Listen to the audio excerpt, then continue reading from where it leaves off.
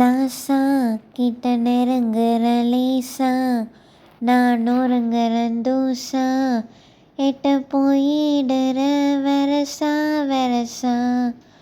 ராசா இது என்ன புதுசா, வெக்கம் ஆச்சி சிறுசா, கொஞ்சம் பார்த்து கொடு லேசா லேசா. சாரி காய்ஸ், நான் பாடின பாட்டை கேட்டு இன்னும் உயிரோடு இருந்திருந்தீங்கன்னா நீங்கள் கெஸ் பண்ணியிருப்பீங்க.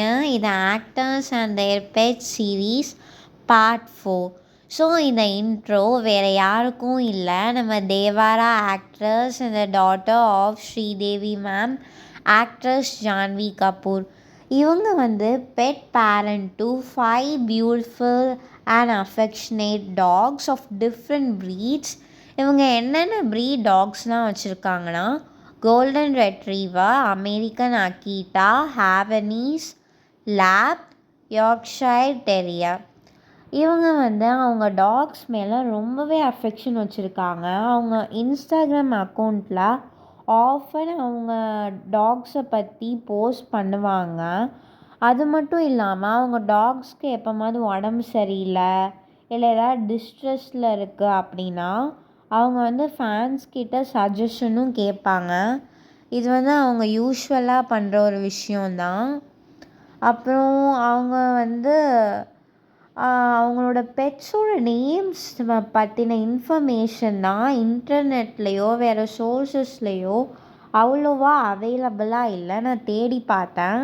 பட் அவங்களோட சிஸ்டரான குஷி கபூர் கர்லி டேல்ஸுங்கிற ஒரு இன்டர்வியூவில் ஒரு விஷயம் சொல்லியிருந்தாங்க. அவங்க என்ன சொல்லியிருந்தாங்கன்னா, ஸ்மால் ஒன்ஸோட நேம் மோச்சா அண்ட் பேண்டாமா, பிக் ஒன்ஸோட நேம் சைட்டாமா அண்ட் பைட்டாமா அப்படின்னு சொல்லியிருந்தாங்க. இந்த நேம்ஸ் நல்லா கொஞ்சம் ஃபன்னியாக இருக்குல்ல, சைட்டாமா பைட்டாமா.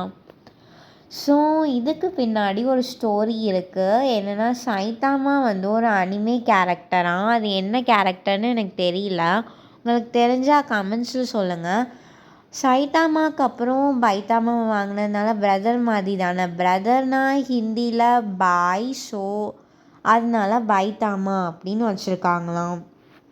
ஆனால் எனக்கு என்ன டவுட்னா, அவங்ககிட்ட இருக்கிறது 5 டாக்ஸு, ஆனால் இவங்க மென்ஷன் பண்ணியிருக்கிறது 4 டாக்ஸோட நேம் மட்டும்தான். மேபி அந்த இன்டர்வியூக்கு அப்புறம் இன்னும் புதுசாக ஒரு டாக் வாங்கினாங்களா என்னன்னு எனக்கு தெரியல.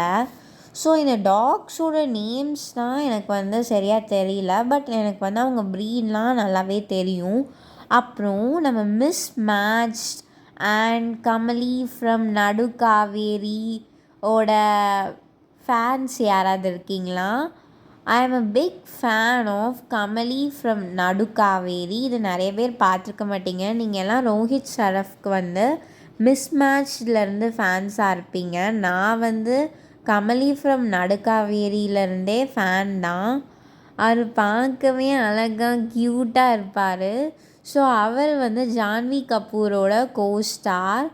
ஸோ அவங்களோட பெட் அஃபெக்ஷன் அண்ட் அவங்க எவ்வளோ பெரிய பெட் லவர்னு தெரிஞ்சுக்கிட்டு அவங்களுக்காக ஒரு ஃபர் தீம் கேக் அவங்க பர்த்டேக்கு கிஃப்ட் பண்ணியிருக்காரு.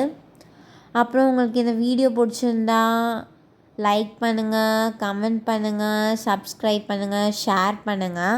அப்புறம் உங்களுக்கு ரோஹித் ஷரஃப் எதுலேருந்து பிடிக்கும்னு